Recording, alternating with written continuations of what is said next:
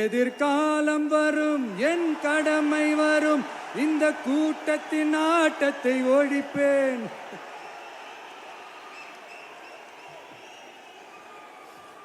மக்கள் அரசியல் என்ற அந்த சவுக்க கையில் எடுக்கலாமா? யாருக்கு எதிரான தானே கேட்கிறீங்க? வேற யாரு? மறைமுக உறவுக்காரர்களான பாசிச பாஜகவும் பாய்சன் திமுகவும் தான். மாண்புமிகு பிரதமர் நரேந்திர மோடிஜி அவர்களே, 3வது முறையா ஒன்றியத்தோட ஆட்சி அதிகாரத்தை நீங்க தானே கையில் வச்சிருக்கிறீங்க. இல்ல, நாங்க தெரியாம தான் கேட்கிறோம். நீங்க ஆட்சிக்கு வந்தது ஒட்டுமொத்த மக்களுக்கும் நல்லது செய்யவா, இல்ல நம்மளுடைய இந்த இஸ்லாமிய நண்பர்களுக்கும் இஸ்லாமிய தோழர்களுக்கும் எதிராக சதி செய்யவா?